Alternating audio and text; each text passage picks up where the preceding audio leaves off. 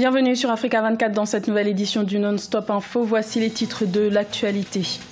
Attaque meurtrière le jour du Nouvel An au Mali. 37 habitants d'un village Peul sont tombés sous les balles de chasseurs traditionnels au lendemain du lancement du programme désarmement, démobilisation et réinsertion. La République démocratique du Congo est toujours dans l'attente des résultats des élections générales du 30 décembre.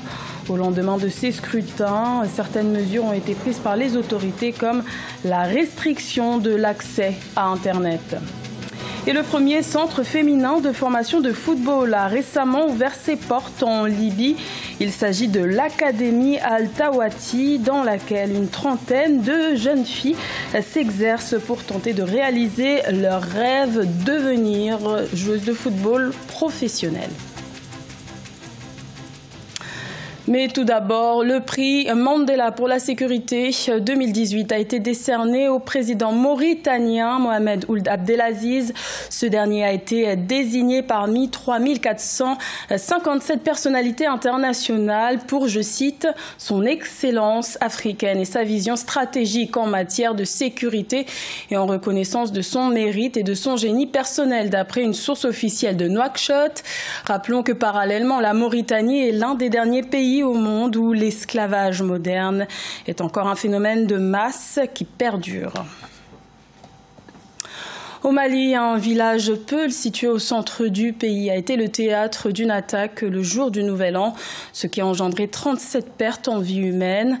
En lançant le programme désarmement, démobilisation et réinsertion, le gouvernement espérait réduire les violences intercommunautaires qui ont fait plus de 500 victimes en 2018 selon l'ONU. Cheikh Omar Bendaougou. Début d'année meurtrier pour les populations du centre du Mali. Au matin du 1er janvier 2019, le village Peul de Koulogon, dans le cercle de Bankas, région de Mopti, a fait l'objet d'une attaque coûtant la vie à 37 personnes. Selon le communiqué publié par le gouvernement, l'attaque a été menée par des hommes habillés en tenue de chasseurs traditionnels d'Ozo. Aujourd'hui, les conflits entre les Peul et le Koulogon aujourd'hui, le véritable problème aujourd'hui est dû au fait à une absence, une trop présence de l'État. Parce que vous verrez que les populations reprochent à l'État d'être trop proche des autres combattants, notamment des combattants, notamment des chercheurs d'Ozo. Cette nouvelle attaque intervient moins de 10 jours après la date annoncée du début du processus de désarmement, démobilisation et réintégration DDR afin de parvenir à mettre fin aux violences. Une annonce qui avait déjà laissé sceptiques les analystes. Ces derniers estimaient que les conditions n'étaient pas réunies pour un DDR. Les préalables du DDR sont réunis puisque le gouvernement est en train d'organiser des rencontres intercommunautaires, des échanges féconds entre les différents leaders de communautés pour que les uns et les autres comprennent que nous n'avons d'autre choix que de travailler main dans la main pour amener la paix. Fort heureusement, ce message est compris et tous les leaders des différentes communautés sont engagés dans ce combat. Outre les 37 morts enregistrés, le bilan fait état de plusieurs blessés et de nombreuses habitations incendiées. Ce premier bilan de l'année 2019 vient à la suite d'un précédent faisant état de 500 morts civiles dans le pays en 2018 liées aux violences intercommunautaires et aux exactions des groupes terroristes. En République démocratique du Congo, la compilation des résultats des élections générales du 30 décembre se poursuit, ce qui laisse les populations dans l'attente des premières tendances, des populations qui sont privées d'Internet depuis la matinée du 31 décembre. Une mesure jugée liberticide par certains citoyens, mais que les autorités justifient par une volonté d'éviter la désinformation. De son côté, le Front commun pour le Congo du président sortant Joseph Kabila se félicite du bon déroulement de ces scrutins. Écoutons le porte-parole de la coalition au pouvoir. Le Front commun pour le Congo suit avec beaucoup d'intérêt le comptage manuel des bulletins de vote et note la signature des procès-verbaux par les témoins des partis commis à cette tâche. Tout ceci crédibilise le processus électoral et lève l'équivoque pour ceux qui ont voulu à tort diaboliser coûte que coûte cet instrument pionnier. À ce jour, les informations recoupées indiquent clairement que Kinshasa a connu un faible taux de participation, contrairement à l'intérieur du pays où les électeurs se sont déplacés en masse au scrutin et ont répondu favorablement à l'appel du candidat Emmanuel Ramazani Shadary. Le Front commun pour le Congo regrette la coupure de l'Internet observée depuis le lundi 31 décembre 2018, mais constate que certaines personnes ont voulu utiliser ce moyen pour opposer les Congolais les uns les autres. Le Front commun pour le Congo en appelle aux autorités compétentes à se montrer souples en procédant rapidement au rétablissement sur toute l'étendue du pays de ce support important de communication.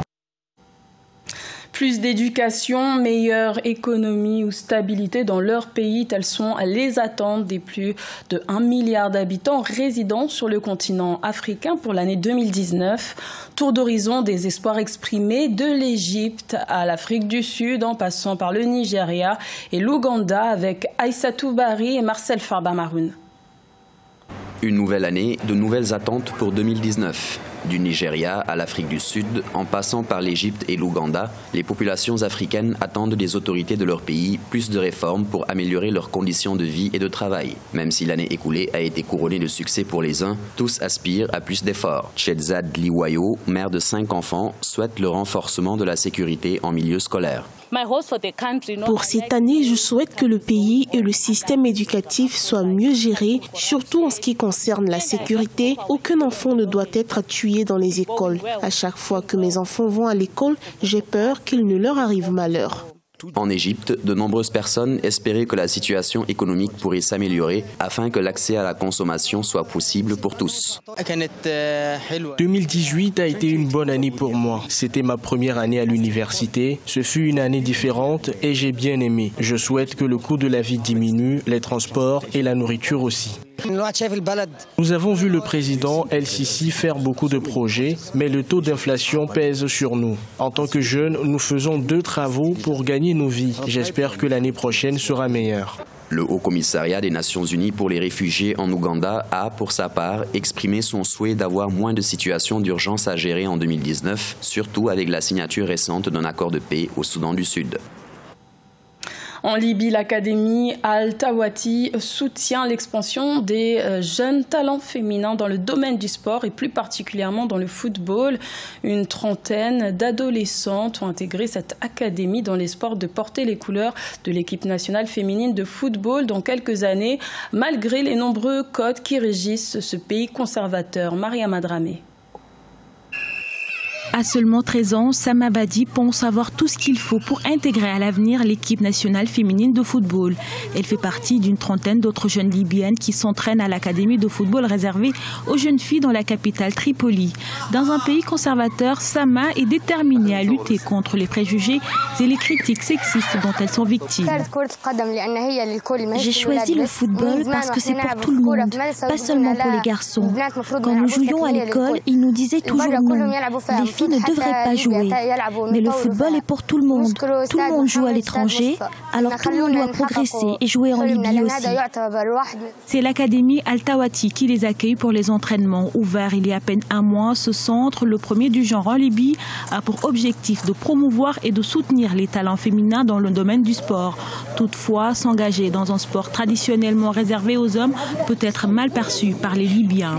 Bien sûr, la société libyenne est conservatrice. Une fois nous avons téléchargé une photo des jeunes filles en train de jouer, nous avons reçu de nombreux commentaires dont beaucoup étaient négatifs. Néanmoins, nous allons surmonter ces difficultés et si Dieu le veut, nous serons les meilleurs. Nous espérons également que la société libyenne sera plus à même de répondre à ces jeunes filles, du moins parce qu'elles ont choisi de s'habiller de façon conservatrice. Elles portent des shorts avec toujours un pantalon dessus.